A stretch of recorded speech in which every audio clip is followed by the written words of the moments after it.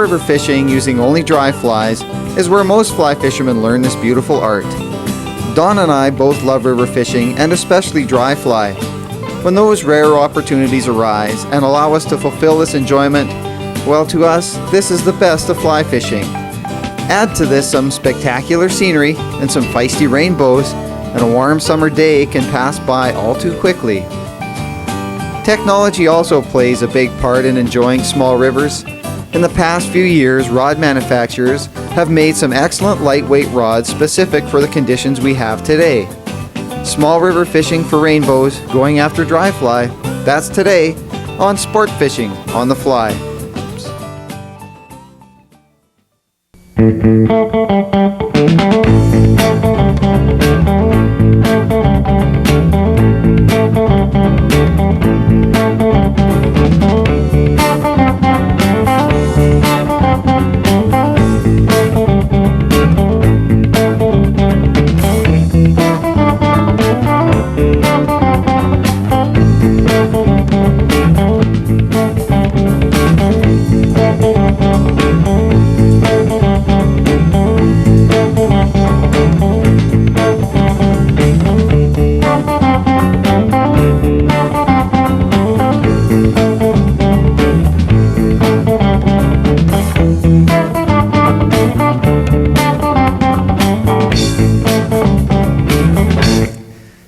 Sport Fishing on the Fly is brought to you by Ford Division and the Ford Explorer.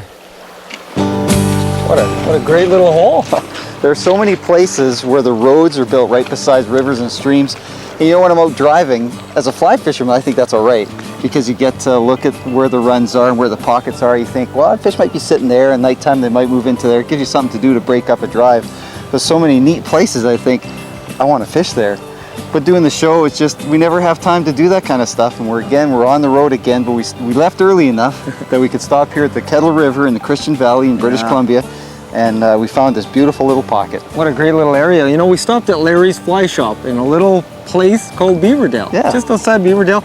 Larry pointed us out to this spot. Said, great little area, come and try it. So we're going to give it a go. And he tied us up a couple of flies to try. He did, didn't he? Yeah, and he whipped them off real quick. And he had a little talk to say with it too, so it was really, really good. Well, you know, it's nice when we came down here too. There's fish feeding down along the feed lane down there. There was some right here where the West Kettle comes into the Kettle River. Well, confidence level's up. See how the flies work. We've heard there's smaller fish in here, smaller rainbow, but up to 18 inches, maybe 20. So we've got the light tackle. You got a 4-weight rod, I got the 3-weight. We'll see how they go. Yeah, we're fortunate to have the equipment we can, you know, kind of tone ourselves down for the place we're fishing at, and lighter tackle today. Unless we catch something big. You never know. Let's give it a go. So where are you going to start? You're going to start right in here, right on the seam here, there? I think. Yeah, and you liked the foam, didn't you, or did you? Don't matter. It looks great all the way through here. Oh, like we can work all the way up through the whole run. So take your pick.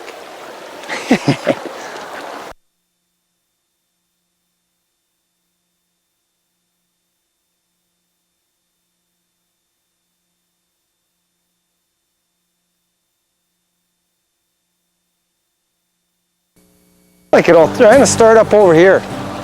Further up this way, like on that first little seam. Okay. Maybe where should I start? Right in here? Right in here, I guess, yeah. Because see, you know that's going to be the best spot right out in there. Yeah. That's going to be a killer spot, so. An ideal setup for these small rivers is a 3 to 4 weight rod with matching fly line. We also use 9-foot leaders, and don't forget to add that 2 to 3 foot fluorocarbon tippet.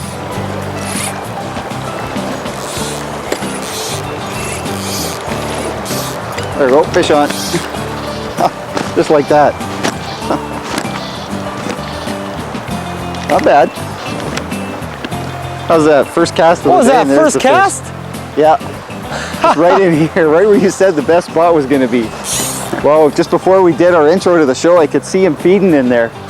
Right along that little foam, right where we see a little bit of current in behind me. That's where he was feeding, right in there, and laid it out there for him.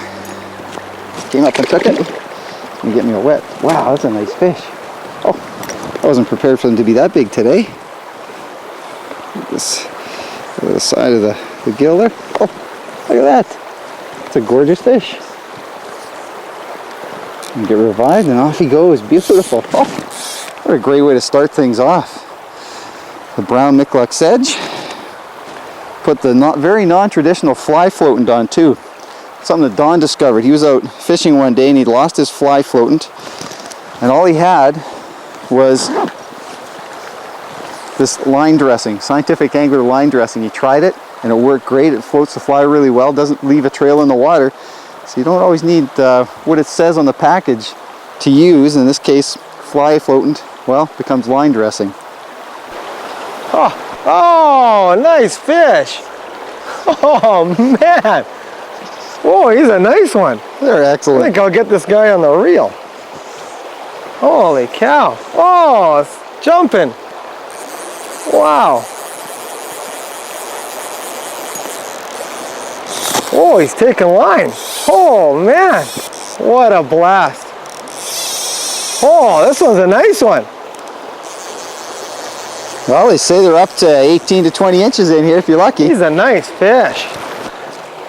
Jeez, how was that for a fight? Look at that. Not a big rainbow at all, but just a beautiful size to catch on this size rod. That's a nice rainbow, isn't it? Look at that. Is that a beauty or what? Just unhook him here. There he goes. Just revive him. What a fight. He skied 3 times. What a great fish. What a great fish. Want to make sure good he's battle. good.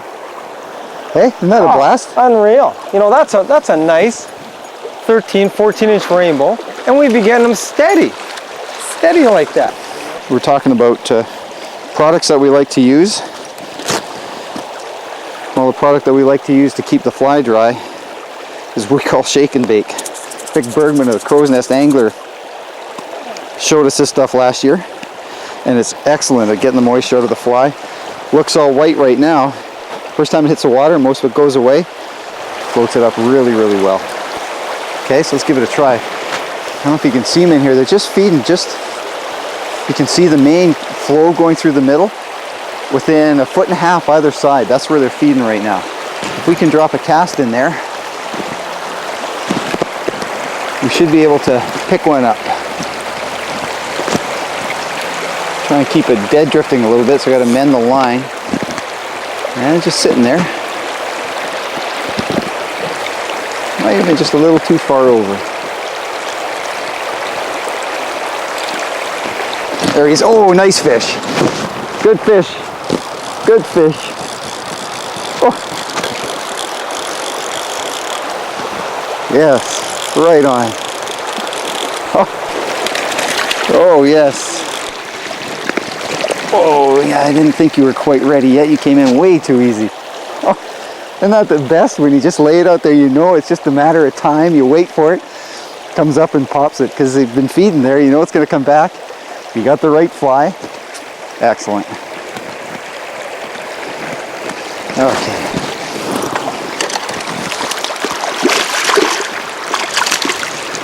Anytime, okay.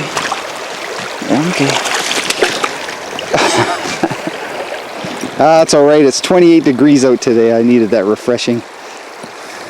Look at that. What a beautiful little fish. Hey, a little rainbow like that. Oh, just excellent. Anytime you can catch fish like that on the dry fly right on the top, boy, that's what summertime fishing is all about. I just put on a little orange caddis, let it skip in the current a bit, and that was it. These are nice little fish. Oh, beautiful rainbow. Nice size.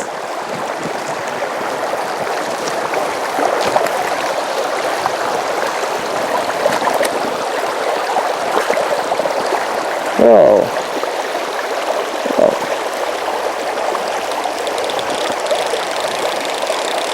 And it came out of there.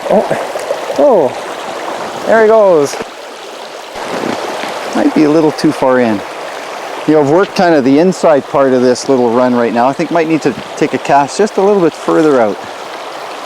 Oh, So we'll try that again. they're really whacking it on the skid. Skidding on the top. They're just pounding it. There, right out on the edge of the current up there, just sitting up in the sun.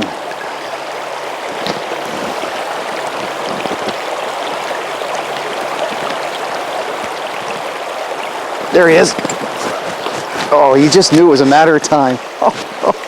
Oh, this is just the best. I think this is why I love fly fishing, especially in the summertime. What do you have on? The Miklux sedge. Oh yeah, you betcha. Fly tying Larry's. Oh, when he got off there.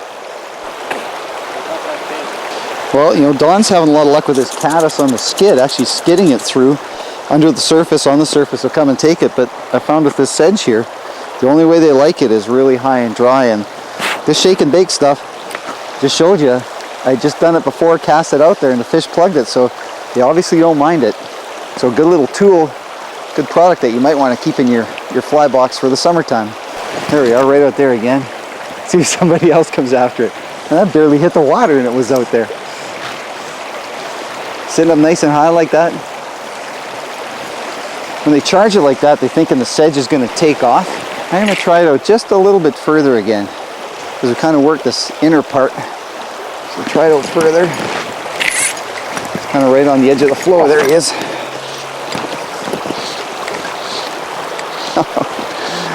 Wow. It's almost not fair. Almost not fair. This guy's just sitting in there feeding away. There we go. Right off the top. Gone. Well, it's starting to get beat up a little bit, but boy, talk about a productive fly. You know, we always talk about local knowledge. Whenever we go anywhere to fish, we always try and get a guide to take us in. Well, we didn't today, but there was a fly shop in Beaverdale, and we stopped at. And Larry, they call him Fly Tire Larry. He said, try the sedge. We're going to walk out without buying a couple of sedges. He's recommended that we get these, so we did. And he was right. He also told us where his favorite hole is, and this would be it. And I can see why. Boy, oh boy. They're just pounding it, aren't they? Boy, that's a nice one. Get them away from the snag here. Gee, nice fish in here. Wow. They're great. What a fight. Wow, that's a nice one.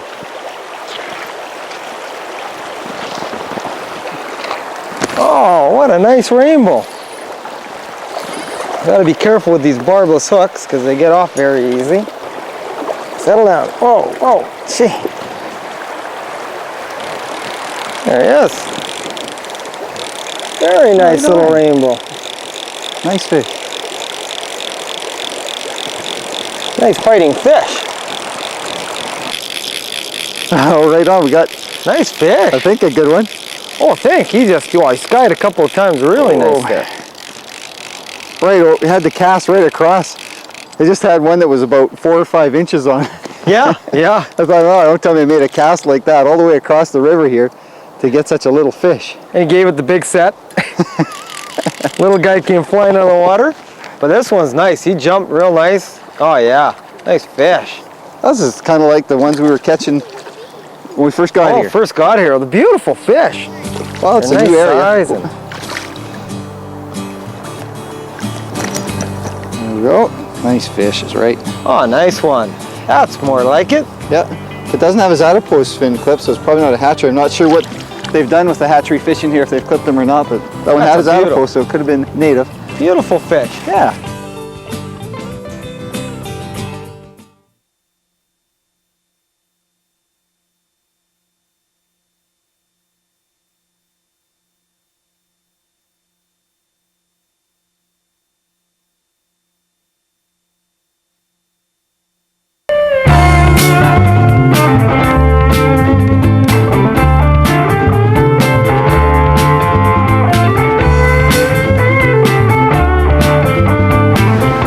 We're real special on the technology segment today because we're in the Bear Sportswear factory, and Kirk Barton, who's a product manager, is going to show us all about neoprene waders. Sure will. You guys been in the business for a long time? We've been manufacturing neoprene for about 25 years. We just got into the wader manufacturing 12 years ago.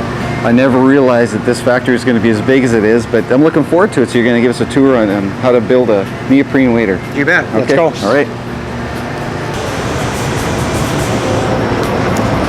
Well, first stage, you stack them up and you cut them. You bet. Once the neoprenes come through cutting, basically it's all in the form of a jigsaw. This is just an independent panel on it, gets assembled into a wader from this. This is a start of a finished product. This particular neoprene we use on a Super Series. It's been lined with a heat reflective liner, generates up to 20% more body heat than standard N2S neoprene. What that allows is a much thinner wader that reflects the same amount of body heat as a standard wader. Well, I noticed that you don't have the 3 and the 5 weight waders, you have 2 and a 4 weight. We've dropped down to 2 and 4 mil waders. The reason is because of this heat reflective material. You get the same thermal properties out of a 2 mil that you used to get out of a 3 mil, and the same thermal properties out of a 4 mil that you used to be able to get out of a 5 mil, but in a much lighter, more stretchable wader, much more comfortable to wear. Yeah, if you're wearing them all day long, usually when you fish all day long, so yeah. You'll find these a little bit easier on your body by the end of the day. Right on. Now the neoprene, you were talking about the neoprene, that you only use the top quality neoprene. We buy the best quality neoprene that's available on the market. We have 3 different suppliers that we buy from.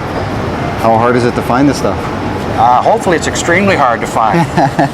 But that's what you think separates your waders from somebody else's? Yes, there is different grades of neoprene available. What you're paying for when you're buying top quality neoprene is neoprene that's very consistent in thickness and also in its consistent in its cell structure. Okay. Now the gluing, you were mentioning the gluing is a really important part of it, and that's really what makes it waterproof. Gluing is what makes the neoprene wader waterproof. The seams take a minimum of 3 coats of glue before we apply the final coat of glue that actually the wader gets put together with. What the coats of glue do is fill the cell structure on the neoprene itself so water can't seep through the air pockets. All right. So you get them glued and then you press them together? You bet. There's some more gluing going on down here you can have a look at. Okay. And then from there, once you get it all glued and they're pressed together, then what's the next stage? Once the wader is put together in its rough assembly stage, basically you'll see it starts to look like a wader. It goes from there out into testing. Every one of our waterproof products has to get tested before it leaves this building. Every one. Now, there's thousands and thousands of waders, obviously, that go out of here every year, and every product Every single product gets tested. So obviously quality assurance is huge here. We're very big on quality issues in here. We don't think the consumer should be our field testers. We do all of it here in the factory. That's excellent. Well, let's go check out the testing. Sure.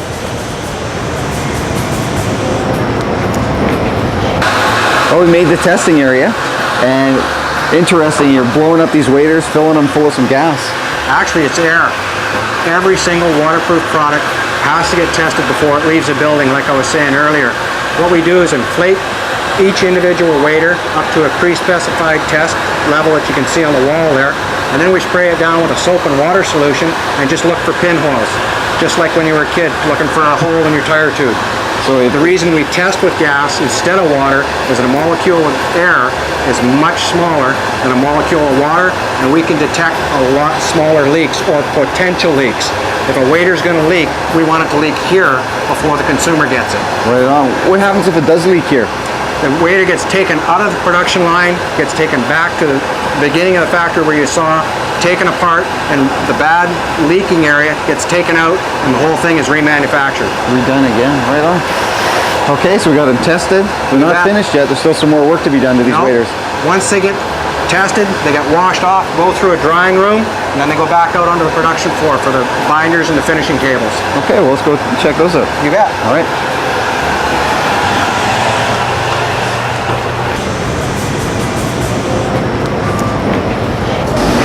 So now we're down to the final touches to get this neoprene wader out the door and into everybody's hands. You bet. So you mentioned that now you're going to tape the seams, but you don't really need to tape them as far as leaks go. No, not for leakage. It's the glue that's the most important thing that makes a neoprene wader waterproof. The tape is basically cosmetic and finishes the product off. Right. This particular material that we use in the foot of the wader is actually a higher density material than regular neoprene. If you pinch the black material versus the brown, you'll find that the black material is much denser material. There's a lot of pressure on the guy's foot, and if you continually keep crushing neoprene, eventually you'll break all the air pockets that are inside, and water will just seep through by following the air pockets. Right on. This material gives you a lot more foot life out of your waders. Right, well if you get gravel down there too and you're spending a day walking, then you bet. It protects them that much more. What we tell people when they're buying a wader, probably the most important accessory, we don't care if it's our particular product or not, buy yourself a pair of gravel gaiters. You'll make the foot of your wader last a lot longer by using a gravel gaiter. Buy them and then make sure you wear them too. You bet. So then the last stage, you put the tape on, you clean them up. Yep, and from there they go back over to the finishing line and they get the final inspection, they get all their threads picked off of them. Every now and then one of our quality control people will take a wader off the finishing line, go over it completely, take it back, retest it again, and just make sure everything is done properly. Excellent. Well, high quality wader, obviously. Excellent. bet. Don where it says he loves them, thinks they're great. And custom too. If somebody wants, if they have an odd size, they need a custom size, that's not a problem too? No, that's fine. We manufacture about 12 different sizes, but we also offer a custom program as well. So you got the neoprene, you also got breathables, you got ultralight weights, you got it You all. bet. Any type of material you can think of, we can make it. And new types coming out all the time too, right? You bet. Right on. Thank you very much for taking You're the time, welcome. Kirk. I It's good really seeing you appreciate guys. it. It's a lot of fun seeing You how bet. neoprene waders are made. Okay, Great. thanks.